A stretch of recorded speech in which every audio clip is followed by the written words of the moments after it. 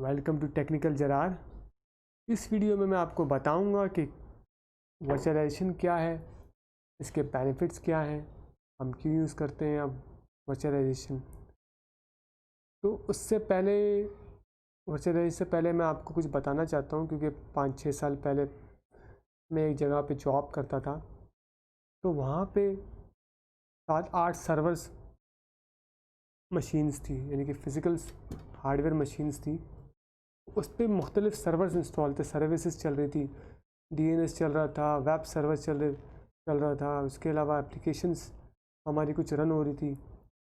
तो होता क्या था कि अब फॉर एग्जांपल डीएनएस को हमने एक 4 GB का सर्वर वहाँ पे लगाया हुआ है एग्जांपल के तौर पे। तो अगर डीएनएस की सर्वर की यूटिलाइजेशन जो है वो 1 GB है, तो कितना वेस्ट हो रहा है आपका? 3 GB वेस्ट हो रहा है। इसी तरह DHCP सर्वर है, उसको भी 4 GB दिया हुआ है, यूटिलाइजेशन 1 GB से भी कम है, तो उधर भी 3 GB आपका ज़ाया हो रहा है। तो waste of bandwidth, waste of hardware resources बहुत थी इस पुराने ओल्ड सिनेरियोज़ में। तो वर्चुअलाइजेशन ने इसको सॉल्व किया। अब मैं आपको इसके बेनिफिट बताता हूँ, वर्चुअलाइजेशन के बेनिफिट क्या क्या हैं। एक बेनिफिट तो ये हो गया कि आपकी रिसोर्सेज जो है हार्डवेयर की, अब आप सही तरीके से इस्तेमाल कर रहे हैं इससे।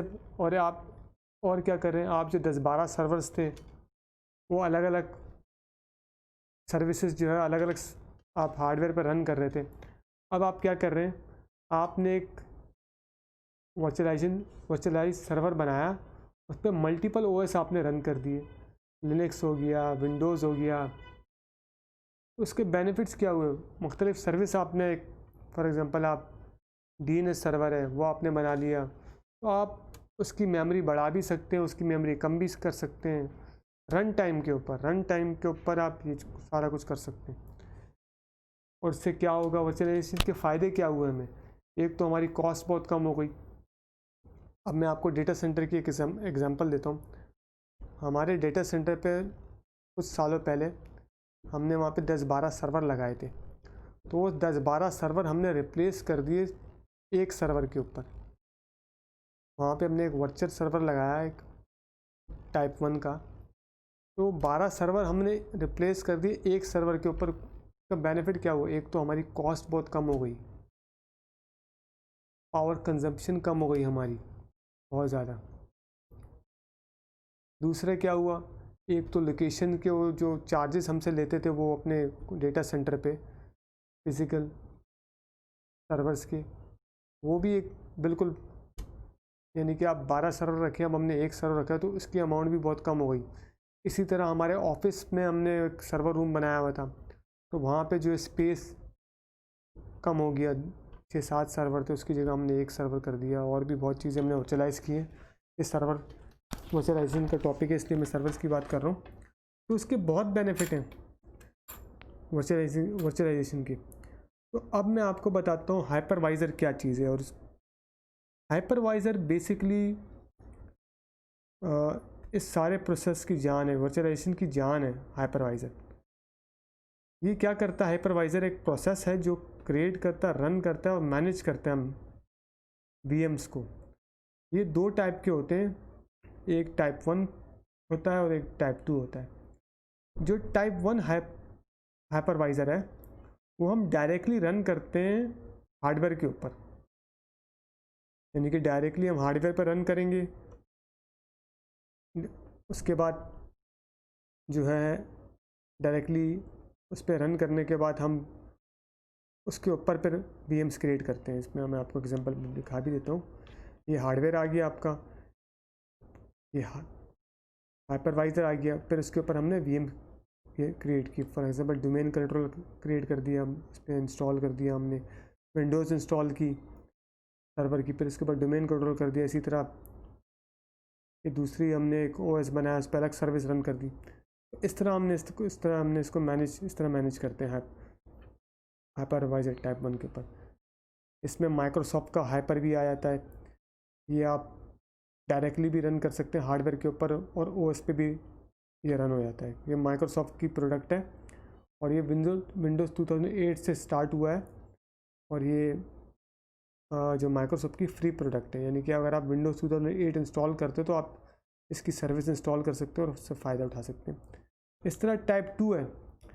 टाइप 2 क्या है, वो हम इसमें क्या होता है, आप पहले अपने हार्डवेयर पे आप ऑपरेटिंग सिस्टम इंस्टॉल करते हो, फिर हाइपरवाइजर इंस्टॉल करते हो, फिर आप VMs क्रिएट करते हो।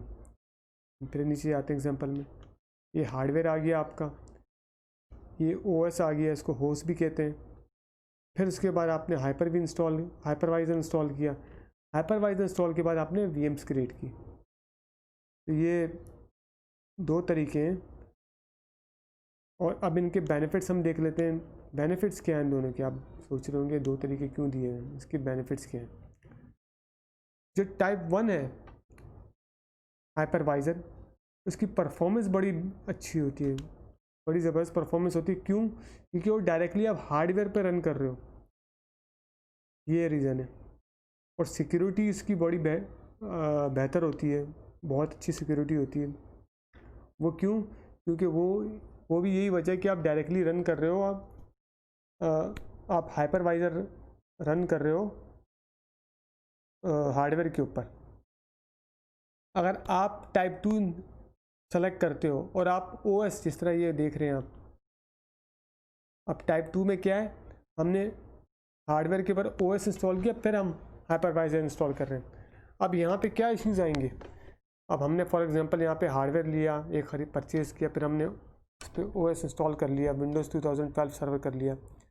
अब विंडोज़ 2012 को जब हम इंस्टॉल करते हैं तो बाय डिफ़ॉल्ट उसमें बड़ी विनेबिलिटीज़ आपको मिलेंगी।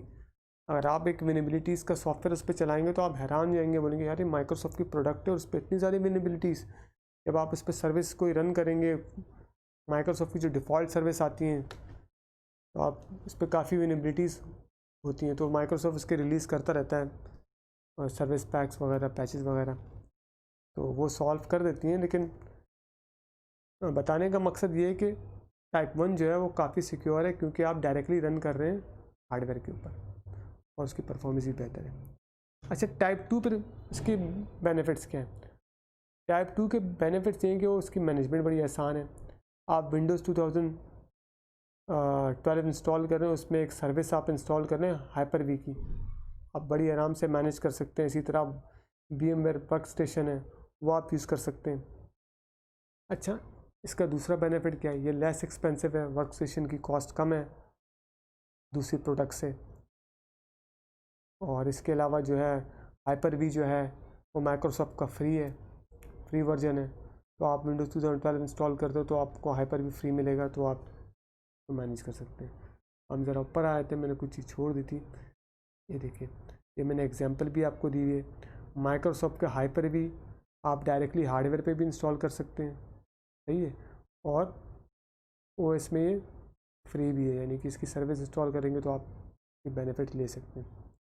इसी तरह VMware की एक प्रोडक्ट है, उनकी काफ़ी प्रोडक्ट है, लेकिन उनमें से एक प्रोडक्ट VMware की है, ESXi सर्वर होता है। वो क्या करता है, वो आपको हार्डवेयर के ऊपर इंस्टॉल करना पड़ता है, फिर आप उसके ESXi के ऊपर आप OS इंस्टॉल करते हैं। इसी तरह जो है टाइप 2 में अब आते हैं। टाइप 2 में अब VMware वर्कस्टेशन है, वर्चुअल बॉक्स है और Hyper-V। ये दो फ्री हैं इनमें से। ये आप विंडोज़ 2010 में भी इंस्टॉल कर सकते हैं। ये वाला आपको विंडोज़ सर्वर 8 में मिलेगा, 12 में मिलेगा, क्योंकि ये विंडोज़ 8 से इन्होंने Hyper-V को ऐड किया था। तो 8 में भी है और 12 में भी है और 16 में भी है। तो यकीनन ये वीडियो आपको पसंद आई होगी और आपका बहुत बहुत शुक्रिया वीडियो देखने।